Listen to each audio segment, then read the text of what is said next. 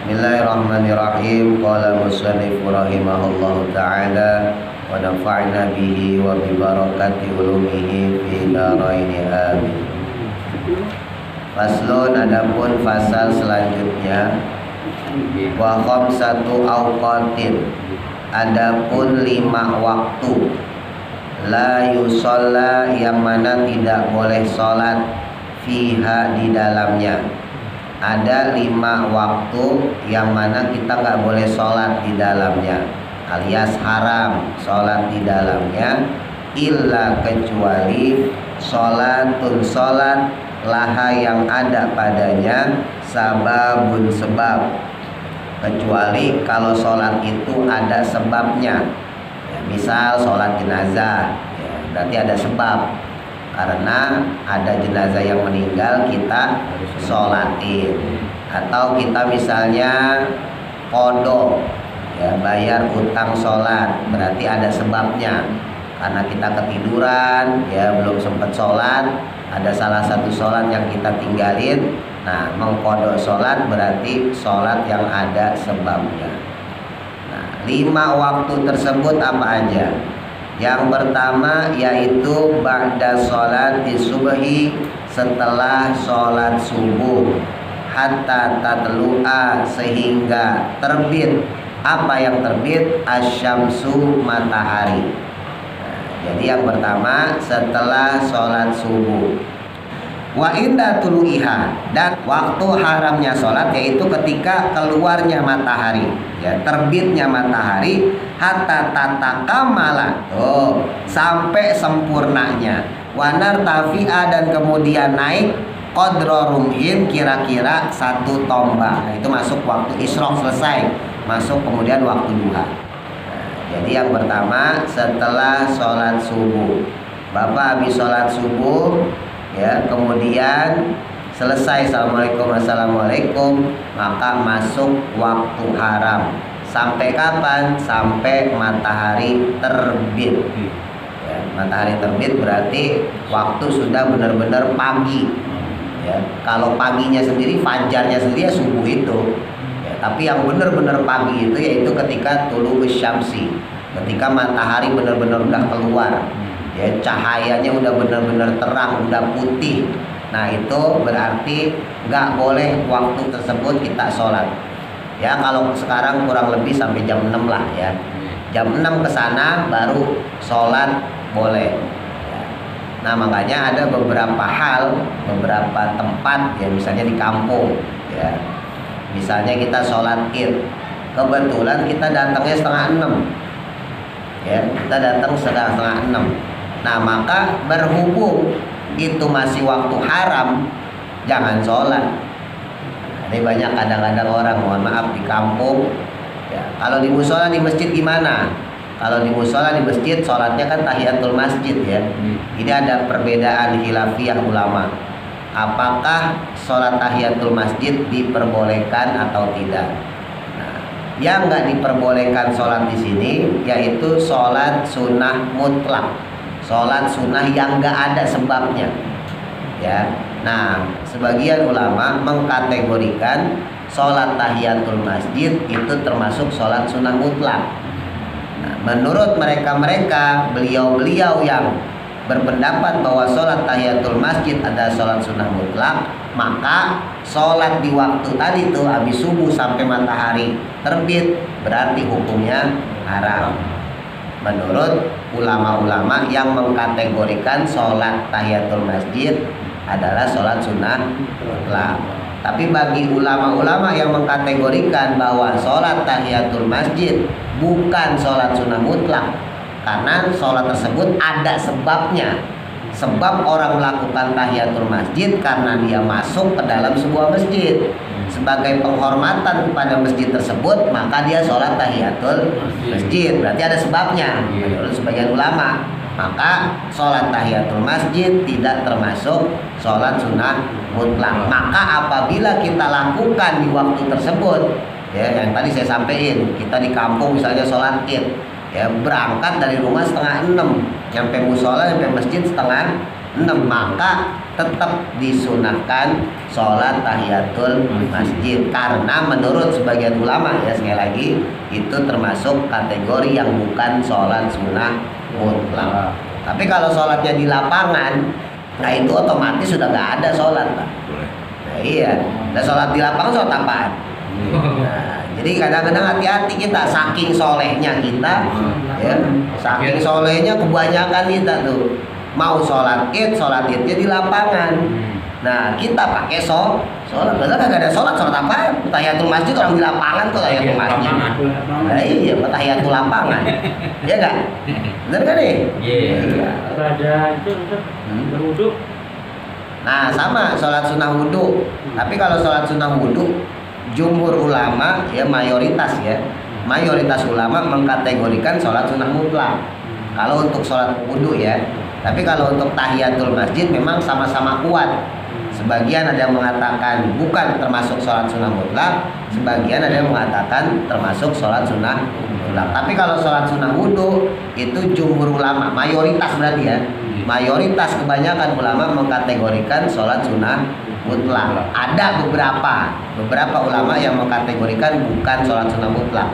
Menurut beberapa ulama yang mengkategorikan bukan sholat sunnah mutlak, berarti boleh dilakukan di waktu haram sholat, gitu ya. Itu aja perbedaannya. Tapi saya sendiri lebih sepakat sama yang jumhur, ya, yang jumhur ulama. Untuk yang tahiyatul masjid, saya pribadi cocoknya sama yang pendapat mengatakan bukan kategori sholat sunnah mutlak. Cuman lagi-lagi Pak, ilmu kayak begini tuh kadang-kadang kita harus bijak, ya, harus hati-hati. Jangan mentang-mentang, Pak Ustadz katanya tahiyatul masjid bukan sholat sunnah mutlak deh. Kita lakuin di tempat ramai yang orangnya awam. Ya kan? Satu ketika misalnya gitu ya, kayak gini tadi tuh kejadian tuh, kita pulang kampung sholat id. Kan sholat tahiyatul masjid bukan termasuk sholat sunnah mutlak kata Pak Ustadz. Berarti boleh kita sholat. Datang 5:30 kita sholat tahiyatul masjid sebelum sholat id. Orang-orang awam kan bingung Pak. Oh ini habis sholat subuh sholat kan nggak boleh. Nah itu jadi fitnah malahan. Nah, maksud saya kayak gitu ya. Jadi kadang-kadang walaupun kita ngerti ilmunya, kita juga harus bijak. Jadi orang biasa nggak ngelakuin itu. Kalau nggak biasa ngelakuin itu, ya jangan. Termasuk di dalamnya qobliyah. Andai kata kita nggak lakuin sholat subuh, maka boleh dilakukan setelah sholat subuh. Ba'diyah kan subuh nggak ada, ya kan? Nah, qobliyahnya berarti apa? Qodho. Biasa kita nih, saking solehnya kita ya, qobliyah nggak pernah kita lewatin. Nah, qobliyah kan pahalanya gede banget Pak. Ya, seperti orang yang punya amal fid dunya wa ma fiha. Orang yang beramal seisi dunia nih dan seluruh yang ada di dalamnya. Bayangin. Nah, kita kan nggak mungkin ya beramal sampai segitu kan. Nah, kita amal 100.000 aja milih-milih. Ini 100 apa gocap ya kan. Merah atau biru.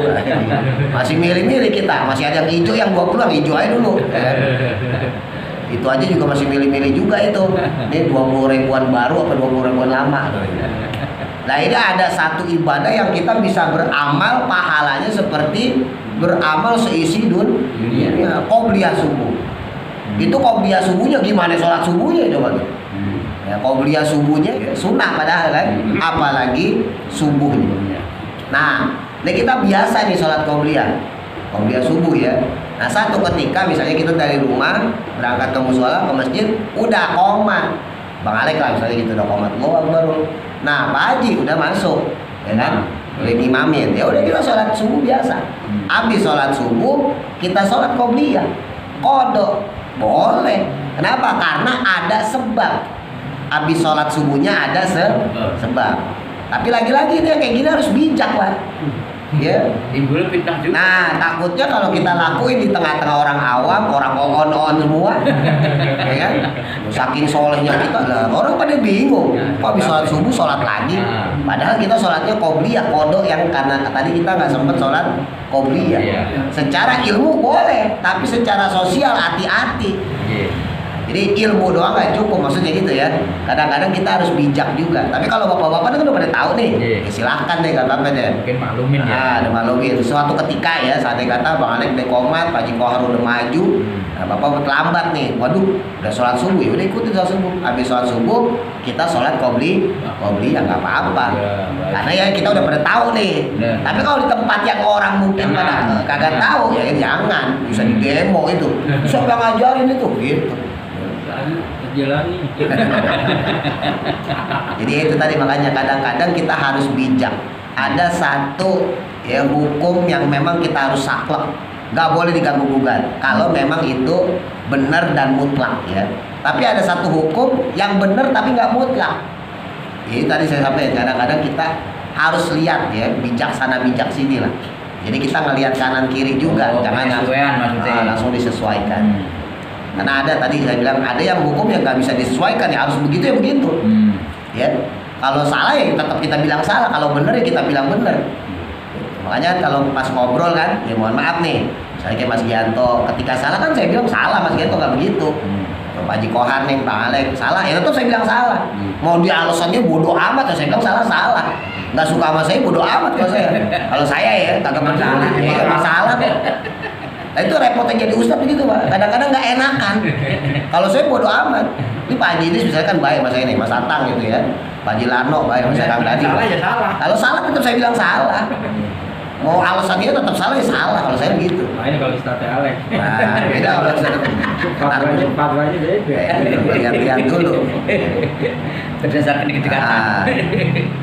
Jadi ya itu repotnya kalau bicara sosial ya. Ya tadi balik lagi kalau kita dalam satu tempat, ya kita lihat dulu nih orang-orangnya kira-kira pinter-pinter nggak gitu.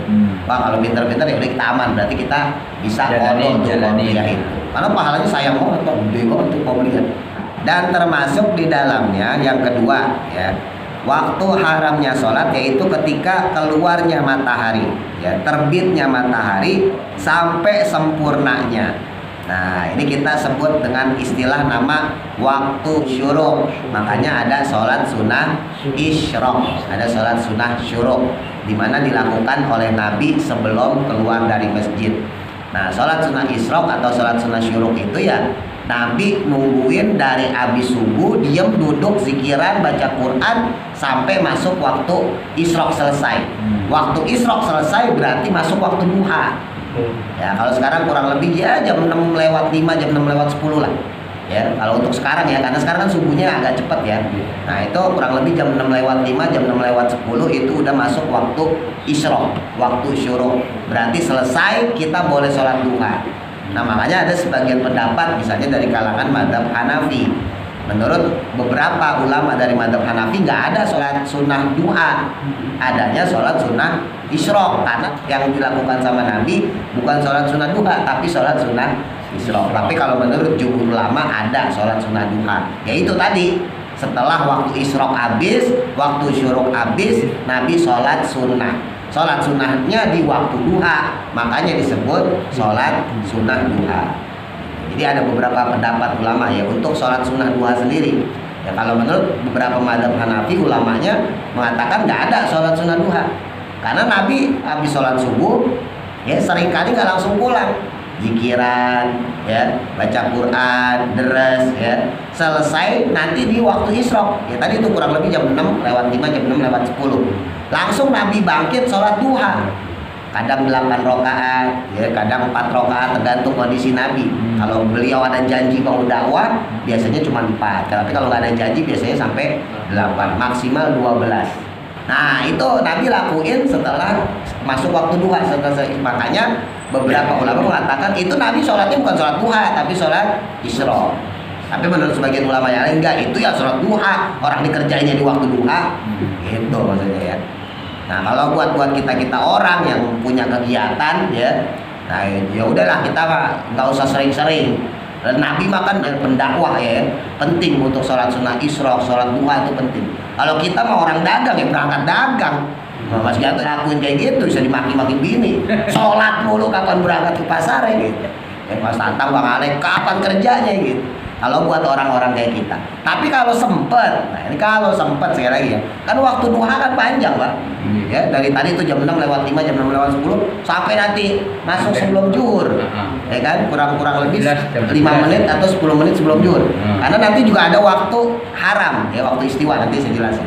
Nah, itu kan ada waktu-waktu kosong. Kalau bisa sempetin juga kita sholat duha.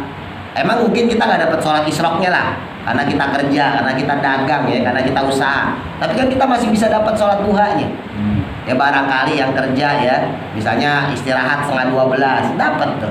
Atau sebelum berangkat kerja, ya masuk kerja jam 7, nyampe kantor setengah 7, kan nggak mungkin mepet-mepet. Biasanya orang kalau kerja kan setengah 7 udah nyampe kantor biasanya. Nah mampirlah dulu ke musola, ya kan, sholat duha 4 rakaat misalnya gitu ya. Atau yang dagang, pulang dagang jam 9, jam 10, kan ada waktu kosong tuh, sempetin sebelum istirahat, sebelum leyeh-leyeh, sebelum ngopi ibaratnya gitu. Nah gelar sejadah dulu, sholat 4 rakaat. Masih ada kesempatan untuk sholat sunnah duha. Walaupun mungkin tadi ya, kalau untuk isyrok agak sulit buat kita orang. Beda sama Nabi. Loh, Nabi mau udah keren banget udah. Namanya juga Nabi ya kan. Ada buat ngopi. Nah, nggak apa-apa deh tuh. Nah, makanya usahain ya. Nah, ketika dalam keadaan seperti itu ya, dalam waktu tersebut, maka diharamkan sholat kecuali tadi sholat yang ada sebabnya. Jadi kalau ada sebabnya sholat gak ada masalah. Ya misal ada jenazah meninggal malam, subuh udah beres, dimandiin, dikapanin, dibawa ke musola, ke masjid, habis sholat subuh disolatin. Nah itu nggak apa-apa. Kenapa? Karena habis sholat subuh ya sampai masuk waktu isyrok itu haram sholat buat sholat sunnah mutlak. Tapi kalau sholatnya sholat jenazah ya berarti nggak apa-apa. Paham ini ya. Nah kemudian, nah yang ketiga waktu haram sholat wa idastawat, yaitu ketika istiwa hatta tazula, sampai tergelincirnya matahari. Apa tuh waktu istiwa? Waktu matahari tepat di atas kepala kita. Ya kalau dari waktu zuhur kurang lebih 10 atau 15 menit. Jadi katakan misalnya zuhurnya jam 12 lah gampangnya gitu ya. Berarti setengah 12 lewat seperempat. Nah itu kurang lebih itulah waktu istiwa. Seandainya zuhurnya jam 12, seandainya loh saya bilang. Jadi matahari benar-benar tepat di kepala kita. Nah itu adalah waktu istiwa. Lengser sedikit masuk waktu zuhur, condong sedikit, tergelincir sedikit masuk waktu zuhur. Nah waktu istiwa sampai tergelincirnya matahari itu haram sholat. Nah ini lagi-lagi nih, seandainya gitu ya, kita datang ke sebuah tempat, kita mampir ke sebuah masjid, mampirnya pas waktu istiwa. Nah lagi-lagi nih ya, kita saking solehnya biasa sholat tahiyatul masjid. Lagi-lagi bijak ya, jadi boyo bijak, maksudnya ini orang biasa nggak sholat kayak gitu. Kalau emang ini orang biasa sholat tahiyatul masjid, ya udah kita ikutin, kita sholat tahiyatul masjid. Tapi kalau emang nggak biasa ya jangan, karena waktu itu waktu haram Pak. Iya ya kan, jadi orang biasanya kalau sholat zuhur itu kan datang pas ajan ya. Barangkali kita datang sebelum ajan. Nah berarti kalau sebelum ajan kan masih waktu haram. Nah gitu. Sementara untuk tahiyatul masjid ada 2 pendapat ulama, yang mengkategorikan sholat sunnah mutlak dan yang tidak mengkategorikan sholat sunnah mutlak. Takutnya gitu, kalau orang di sekitar masjid tersebut, jamaah masjid tersebut nggak biasa gitu, asing kalau ada orang sholat sebelum sholat zuhur, karena dianggapnya kan waktu haram. Nah itu katanya ya. Maka ketika kita melihat kondisi gitu ya udah nggak usah sholat tahiyatul masjid. Kadang ini juga suka terjadi, misalnya kan seringkali orang ngubur jenazah itu habis zuhur. Nah karena ngubur jenazah habis zuhur, biasanya jenazah itu dibawa ke masjid itu sebelum zuhur. Ini nggak sedikit orang ya, ketika dia habis naruh jenazah di dalam masjid karena pengen sholat zuhur kan, kan rencananya habis sholat zuhur disolatin, kan gitu. Nah datangnya kan sebelum zuhur. Nah katakan jam 12 gitu ya, kurang 10 atau kurang 15 menit. Nah dia wudhu, dia sholat tahiyatul masjid. Kalau pakai hukum yang memperbolehkan, yang menganggap itu bukan sholat sunnah mutlak, boleh sholat tahiyatul masjid. Tapi kalau menurut ulama yang mengkategorikan itu termasuk sholat sunnah mutlak, maka nggak boleh sholat tahiyatul masjid sampai nanti masuk waktu zuhur, ajan zuhur. Iya. Nah tapi ini lagi-lagi ya, balik lagi nanti ke kondisi jamaah yang biasa di situ. Tapi saya pribadi ya, lebih baik kita ngindarin fitnah. Udah lah, gak usah sholat lah. Takutnya orang awam yang ngelihat itu, bukannya, nah itu bertanya-tanya, bukannya sebelum sholat zuhur itu waktu istiwa, bukannya waktu istiwa itu haram sholat. Nah itu takutnya jadi fitnah. Paham ya maksudnya ya? Terus kemudian yang keempat, waktu haram sholat wa ba'da sholatil asri, dan setelah sholat asar, hatta taghruba syamsu, sehingga terbenamnya matahari. Termasuk di dalamnya yang kelima, wa indal gurubi, ketika terbenamnya matahari, hatta tatakamala, sampai dia sempurna, gurubuha, terbenamnya itu. Berarti udah sempurna, nah masuk maghrib tuh. Ya, jadi ketika orang habis sholat asar itu sampai terbenamnya matahari, misalnya azan maghribnya jam 6 kurang 15 kalau sekarang ya, berarti terbenamnya matahari itu kurang lebih jam 6 kurang 20 lah, 5 menit atau 10 menit sebelum maghrib lah, itu terbenam matahari lah, tapi belum masuk maghrib. Nah itu, jadi ada dua waktu haram. Waktu haram setelah sholat asar itu sendiri. Yang kedua ketika waktunya matahari itu tenggelam.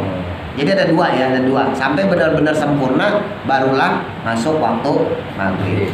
Nah lagi-lagi saya ingetin, ini kalau untuk sholat sunnah mutlak. Adapun untuk sholat yang ada sebabnya, ya tadi saya udah sampaikan, misalnya sholat tahiyatul masjid. Dari Pak Jilano misalnya nanya tentang sholat wudhu, ya itu ada beberapa khilaf. Termasuk di dalamnya sholat sunnah tawaf. Sholat sunnah tawaf itu juga khilafiyah ulama. Sebagian ulama mengatakan, berpendapat bahwa sholat sunnah tawaf termasuk sholat sunnah mutlak. Kalau sebagian ulama lain mengatakan bukan termasuk sholat sunnah mutlak. Maksudnya gini, andai kata ada orang ya habis sholat asar lah, ini kita bahasnya habis sholat asar ya, dia habis sholat asar di Mekah terus dia tawaf, kan habis tawaf disunahkan sholat sunnah tawaf. Nah, kalau pakai pendapat, lagi-lagi kalau pakai pendapat yang mengatakan bahwa sholat sunnah mutlak itu termasuk di dalamnya adalah sholat sunnah tawaf, maka haram sholat sunnah tawaf. Tapi kalau misalnya kita pakai pendapat ulama yang mengkategorikan sholat sunnah tawaf itu termasuk bukan bagian dari sholat sunnah mutlak, maka diperbolehkan walaupun kita lakukan habis sholat asar. Jadi memang untuk sholat sunnah mutlak, untuk sholat wudhu ya, untuk sholat tahiyatul masjid ini ada khilafiyah. Selain sholat itu dianggapnya sholat sunnah mutlak, Pak. Sholat hajat itu sholat sunnah mutlak, nggak boleh. Nggak boleh kita sholat hajat di waktu haram. Habis sholat subuh sholat hajat. Mentang-mentang kita soleh ya kan, kita punya hajat nih ya kan, ada bisnis nih, mudah-mudahan lancar, sholat sunnah hajat nggak boleh. Sholat sunnah tasbih nggak boleh di waktu haram itu, saking solehnya kita ya kan. Sholat sunnah tasbih habis sholat subuh, wah sholat duha gak tanggung, sholat sunnah tasbih deh bacakan, nggak boleh, karena termasuk sholat mutlak ya. Nah tapi kalau kodok sholat tadi saya sampaikan boleh, karena kalau kodok sholat berarti bayar utang, itu wajib. Jadi seandainya barangkali kita habis sholat maghrib kecapean, leyeh-leyeh, santai-santai, leha-leha, ketiduran, bangun subuh, berarti belum sholat isya kita. Habis sholat subuh, sholat isya nggak apa-apa, karena kodok bayar utang. Namanya bayar utang kan secepatnya, Pak. Ya, makanya katakan Nabi, fal yusolli idza dzakaroha. Kalau kamu ketiduran, kalau kamu lupa, ya maka cepet-cepet kamu sholat ketika kamu mengingatnya. Jadi kalau kita udah ingat bahwa kita ninggalin sholat, maka buru-buru kok kodok, gitu. Walaupun di waktu haram. Nah gitu. Jadi kalau untuk kodok sholat, bayar utang sholat, nggak ada istilah waktu haram. Kapanpun boleh dilakukan. Ya sama aja kayak kita mau bayar utang ke orang, kan nggak ada urusan sama waktu, Pak. Orang bayar utang kecuali minjem duit. Nah kalau minjem duit kita mikir-mikir, jam 11 malam minjem duit, wah jam 11 malam minjem duit, kira-kira maki-maki nggak? Iya. Maki-maki kita. Tapi kalau bayar utang jam 1 malam juga boleh. Nggak mungkin diusir ya kan? Mas Gianto, saya bayar utang nih jam 1 malam. Oh silakan Pak Ustadz datang, nggak gitu. Karena bayar utang bukan minjem duit. Nah ini sama lah seperti itu kira-kira. Ya di situ dulu, mudah-mudahan manfaat. Al-Fatihah. Alhamdulillah.